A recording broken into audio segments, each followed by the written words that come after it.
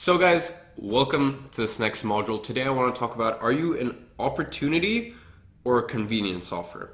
So this is something that I think a lot of people get wrong, and it causes a lot of frustration for agency owners because they can't distinguish the two in their brain, and then they're wondering why they can't command higher fees, or why their clients are starting to second guess their services and stuff like that, when they really just set the wrong expectations and they don't understand who they are, and they haven't set their sort of service list correct.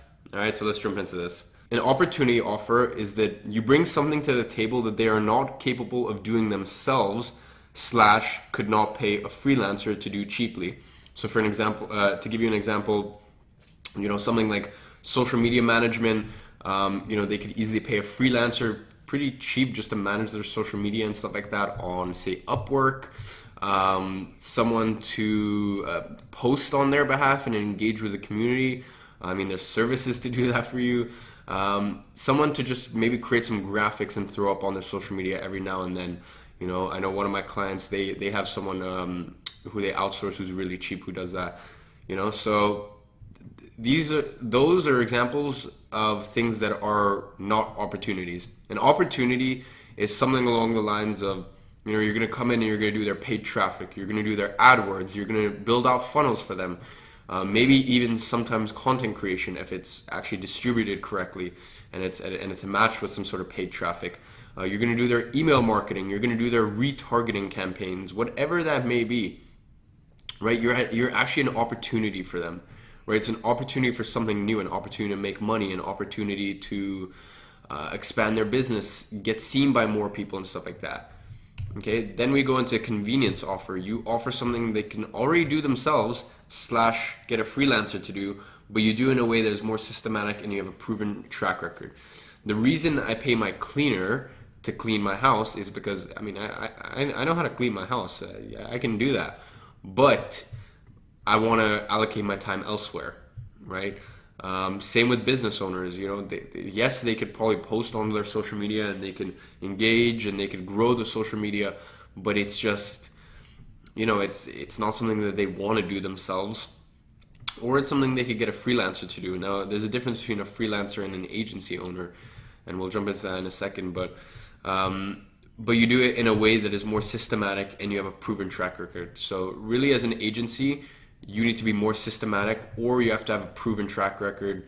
Now, don't worry too much about this. By proven track record, it's more just about perceived value, right? The fact that, you're not just some kid in Taiwan or even some kid in like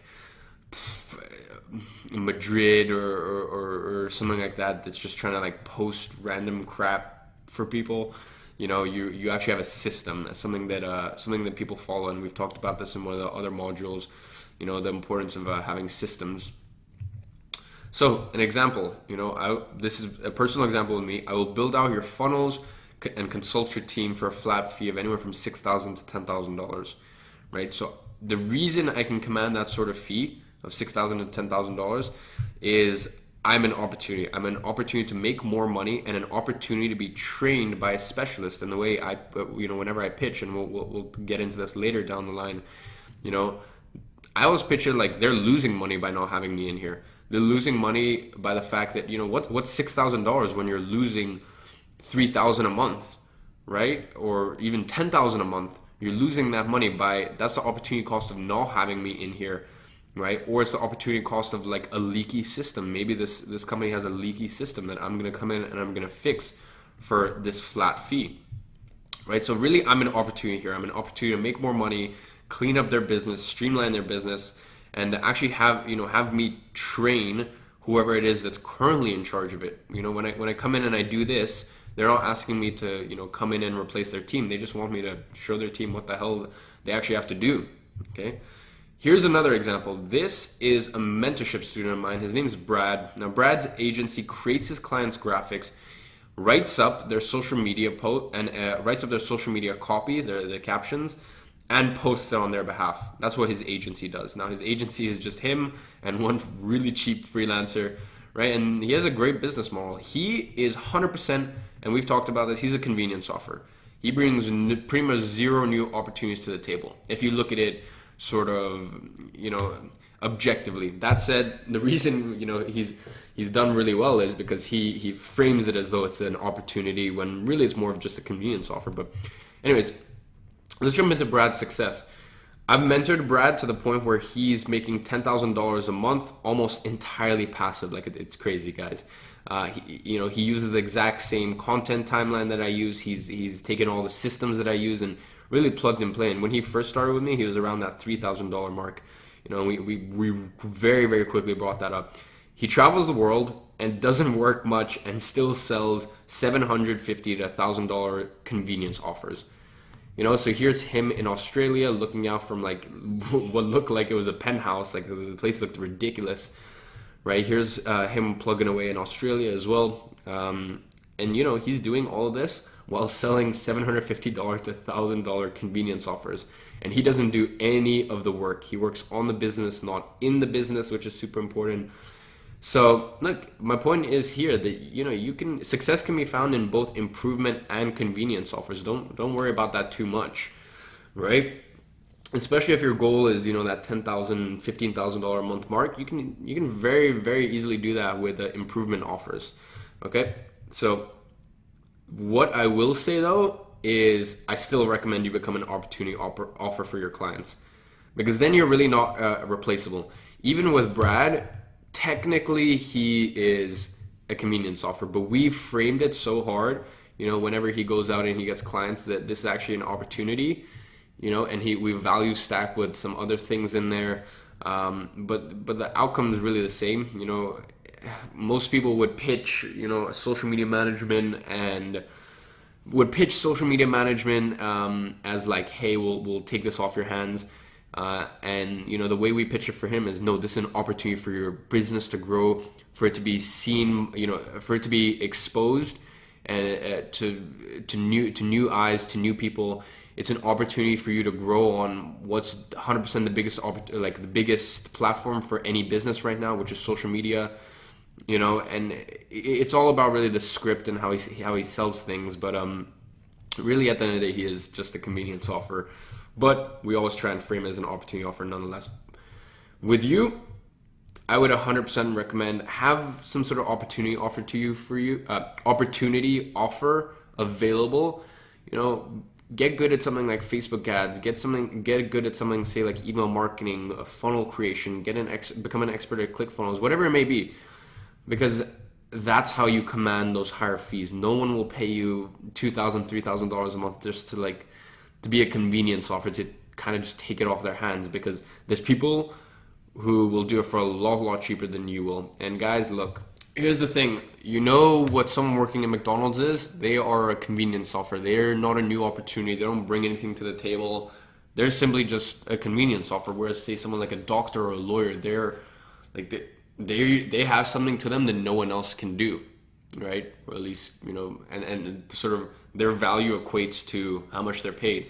If you are only offering something that, a freelancer in Taiwan or like Russia or like wherever it may be, if you're offering that, it's going to be a very, very hard sell to get into those high retainers. But that said, even with Brad, he managed to sell them for $750 to $1,000, bunch of clients, and just does it that way, right? And people would rather go to him because he's technically like an agency, and working together, he's used the content timeline, which I'm going to give you guys. He has his onboarding process in place. So really, guys, just think about it. Are you an opportunity offer right now, or are you a convenience offer, right? And if you just want to be a convenience offer to start with, and the people who should be a convenience offer to start with are the ones that, look, if you really just don't know anything about Facebook ads, don't offer Facebook ads. But if you can easily manage someone's social media, get a couple wins, just grow it for them, post on their behalf, do all their captions, easily you can charge $750 a month for that. Very, very easily, and it's not much work, honestly. But you always want to frame the convenience offer as an opportunity offer. Don't frame it as in like, hey, I'll take this off your hands. I'll manage your social media for you. Manage your social media. That doesn't give them anything new. Go, hey, look, I will manage your social media. This is coming from someone who's on the platform every single day. I understand the platform. I've spent thousands on online education. I've been using the platform for years and years. Here's someone who has a deep-rooted understanding for the platforms that you're trying to reach your customers through, and by the fact that I'm now coming in and taking this role, you can start to work on your business, not in your business. And I'm sure that's your goal here, isn't it, Chris? Right? Chris, I'm sure your goal is for you to manage the things that you're good at, and you're gonna come in, and me as the specialist, me as the expert, I'm gonna come in, I'm gonna take this off your hands, right? And this is something you'll never have to worry about again. So you kind of just frame it as an opportunity offer, even though really it's just convenience offer. Expectations are still the same.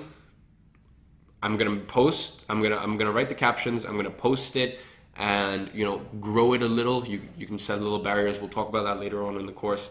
But now it's an opportunity rather than I'm just gonna manage it for you. By the fact that I'm managing it, it's gonna be optimized, and you're gonna get to work on other aspects of your business, which in turn is gonna make you more money. Very, very simple. Understood? So let's jump back in here and talk about action step. So today's action step is list out every single reason a potential client might think your offer is not an opportunity for them, and write down how you're going to handle this objection. Then post your examples in the Facebook group for feedback. Guys, I really need you to give some feedback in the Facebook group. I'll be doing the same here. But yeah, how are you going to handle this objection? This is super, super important to understand and know going into this. An example, client, I would pay someone to I could pay someone to manage my social media, or I could just post myself. And you go, I can see why you would think that, but does the freelancer have extensive knowledge on, say for example, Facebook ads, social media strategy? What exactly does social media strategy mean? No one really knows, but you're just making it an opportunity. And if you do actually have a knowledge on Facebook ads, that's great as well. Or copywriting, if you have, anyone can pretty much say they have a knowledge on copywriting. Okay, because I do. You get what you pay for, so don't you think your business deserves the best? This is a very, very key line. You get what you pay for, so don't you think your business deserves the best? Someone's business is literally their baby, so by saying stuff like that, and we'll give you some more examples later on in the course, but stuff, for example, like your social media is very incongruent to other aspects of your business, or I think your online presence is incongruent to the size of your business, and people are like taken aback because literally their business is their baby, and what you're saying is that their business, in a very polite way, deserves better, could be doing better, or like they're pretty much letting themselves down with their business. So very, very powerful stuff there. So guys, just think of a few objections, even if it's just one, write it down, and then how are you going to go ahead and what's the rebuttal to that? Okay, think about it, post it on the Facebook group. We'll be giving you guys some feedback, and I will see you all in the next module.